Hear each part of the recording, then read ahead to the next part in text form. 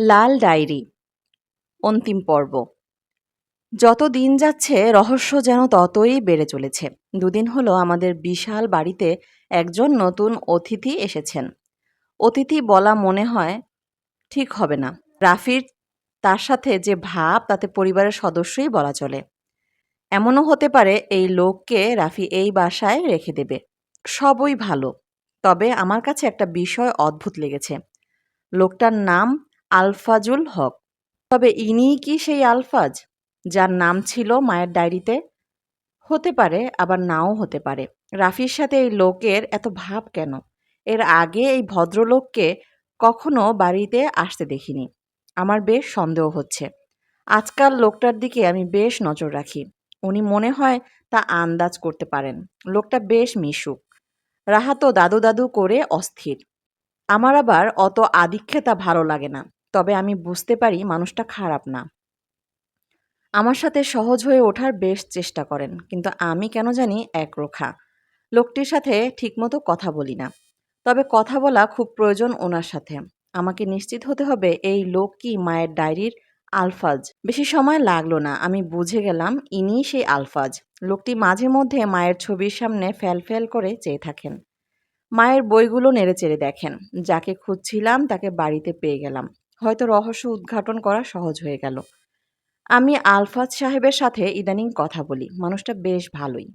ওনার সাথে ফ্রি হওয়ার চেষ্টা করছি।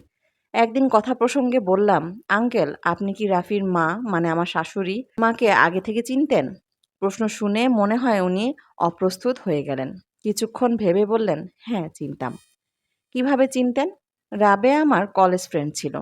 ও আচ্ছা, তাই বুঝি মায়ের ছবিটা অমন করে দেখেন?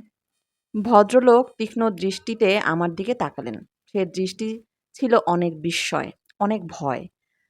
তুমি কি বলছো সঠিক বুঝতে পারছি না। ঠিক আছে আঙ্কেল, না বুঝতে পারলে কিছু বলার নেই। এই তুমি আমার সাথে এভাবে কথা বলছো কেন? ওমা, কিভাবে কথা বলছি আপনার সাথে? রত্না, সীমার মধ্যে থাকো। সবকিছুই সীমার মধ্যে সুন্দর। আপনি কে? যে আলতাফ চৌধুরীকে খুন করে তারই বাসায় এসে থাকছেন? কি? কি? কি বলছো তুমি? কি বলছি তা আপনি ভালো করেই জানেন। আপনি একজন খুনি। নিশাত খুন করেনি। আপনি খুন করেছেন আমার শ্বশুরকে। বললেই হলো? আমি কেন তোমার শ্বশুরকে খুন করব? আমার কি খেয়ে-দেয়ে কাজ নেই? কী কারণে মেরেছেন তা আপনি ভালো করেই জানেন। আলফাজ সাহেব একের পর এক নাটক তৈরি করবেন আর সবাই আপনাকে ধোয়া তুলসী পাতা ভাববে। এই মেয়ে, কি বলছো এসব? কী নাটক করলাম আমি? আলতাফ চৌধুরীকে খুন করে তারই বাসায় এসে ফেরেস্তা সেজে আছেন। এটা কি আপনার নাটক নয়? আলফাজ সাহেব খুবই বিচলিত হয়ে পড়েছেন। তিনি ঘামছেন। শোনো, তোমাকে সাবধান করে দিচ্ছি। যা জানো না তা বলো না। শুনুন, আমি সব জানি। আমি খিদিরপুর গিয়েছিলাম। আপনার সম্পর্কে সব জেনে এসেছি। সে কি কথা? তুমি খিদিরপুরও গিয়েছিলে? হ্যাঁ, গিয়েছিলাম। আপনি এই বাড়িতে আসার আগেই আমি খিদিরপুর গিয়েছিলাম। আপনি তো খিদিরপুরের ছেলে, তাই না?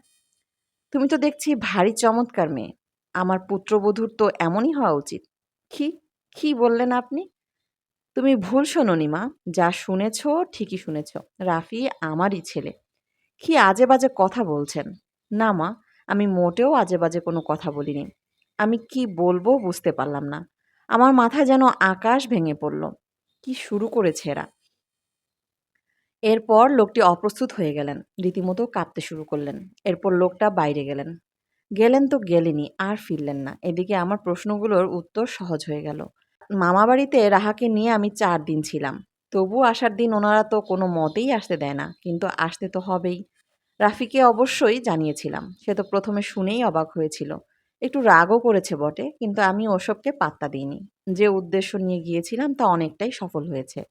চমকপ্রদ তথ্য নিয়ে বাড়ি ফিরেছি। আলতাফ চৌধুরীর ২ ছেলে একই মায়ের না। এই বিরাট সত্য এই চৌধুরী পরিবার আমার থেকে গোপন রেখেছে। অথচ আমাকে এই বিষয়ে জানানো তাদের উচিত ছিল। অন্তত রাফি বলতে পারত। যাই হোক, অনেক বড় বিষয় জানতে পারলে ছোট বিষয়গুলোর দিকে নজর থাকে না। মানুষ সবসময় বড় কিছু চায়। আমারও এই বিষয়টা নিয়ে তেমন ভাবনা নেই। কারণ বিষয়গুলো এখন আমার কাছে পরিষ্কার হতে শুরু করেছে। মায়ের ডায়েরিতে পড়েছিলাম, যাকে সবচেয়ে বেশি ভালোবাসলাম সেই আমাকে হত্যার পরিকল্পনায় ব্যস্ত। অবশ্য পাপ কখনো কাউকে ছাড়ে না, আমাকেও ছাড়বে না। প্রকৃতি প্রতিশোধ নিবেই। আমি বুঝতে পেরেছি আমার সেদিন খুব কাছে চলে এসেছে। আবার মামারা চৌধুরী পরিবারের ওপর যে কোনো কারণেই নারাজ। মায়ের মৃত্যুর পর তারা কখনো এমুখো হননি। এমনকি বাবা মারা গেলেও তারা আসেননি। এর রহস্যটা কি? অর্থাৎ বাবার প্রতি ওদের যথেষ্ট ঘৃণা ছিল। কেননা মৃত্যুর পরেও একজন মানুষকে দেখতে না আসা, তার পরিবারের পাশে না থাকা, ওই ব্যক্তির প্রতি ঘৃণাকে নির্দেশ করে। একদিন ওই ব্যাপারগুলো রাফির থেকে জানতে চাইলাম, কিন্তু আগেই বলেছি তার স্বভাব ভালো না, খুব চাপা টাইপ। মোটেও মন খুলে কথা বলতে জানে না। এজন্য মাঝে মাঝে ওর উপর ভীষণ রাগ হয়। তাই ওকে না জানিয়ে আমি সব সত্যের মুখোমুখি হতে চলেছি। পুরো ব্যাপার থেকে যা বোঝা যাচ্ছে তা মেনে নেওয়া খুব কষ্টের। মায়ের খুনি বাবা। হ্যাঁ, এটাই সত্য। এই হত্যার পিছনে অনেক কিছু লুকিয়ে আছে। এই লুকিয়ে থাকা তথ্যটা আলফাজ সাহেব দিয়ে দিলেন। সব জলের মতো স্বচ্ছ হয়ে গেল। কিন্তু এর মধ্যেও একটা ব্যাপার আছে। মা কি পাপ করেছিলেন? এই প্রশ্নের উত্তর দিয়ে দিল লাল ডায়েরি। ওখানে স্পষ্টভাবে লেখা আছে, আজ আমি জীবনের সবচেয়ে বড় পাপ করলাম। জানি এ পাপের শাস্তি কি। তারিখ ৯/৩/৯৮। এই তারিখ নিয়ে রীতিমতো গবেষণা করলাম। পুরনো তথ্য ঘাটাঘাটি করলাম। অবশেষে যা পেয়েছি তা সত্যিই খুব খারাপ বিষয়। রোকনের মা মানে রোকেয়ার আকস্মিক মৃত্যু স্বাভাবিক ছিল না। তাকেও হত্যা করা হয়েছিল। তাকে হত্যা করেছিল আমার শাশুড়ি। কথা ঠিক। কারণ এই ৯ই মার্চ ৯৮ সালেই জমিদার বাড়ির বড় কন্যা রোকেয়ার মৃত্যু হয়েছিল। আবার এই দিনই আমার শাশুড়ি তার ডায়েরিতে ওই মারাত্মক কথাটি লিখেছিলেন।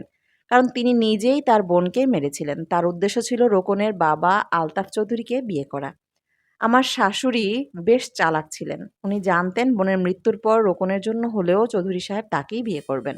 কয়েকদিন পরই তার উদ্দেশ্য সফল হয়। এদিকে খিদিরপুরে জমিদার বাড়ির লজিন মাস্টার ছিলেন আলফাজ সাহেব। তার সাথে জমিদার বাড়ির মেজ মেয়ে রাবেয়ার সখ্যতা গড়ে ওঠে। শুধু সখ্যতার মধ্যে সীমাবদ্ধ ছিল না। আলফাজ সাহেবের মুখ দিয়ে সব কথা আমি বের করে নিয়েছি।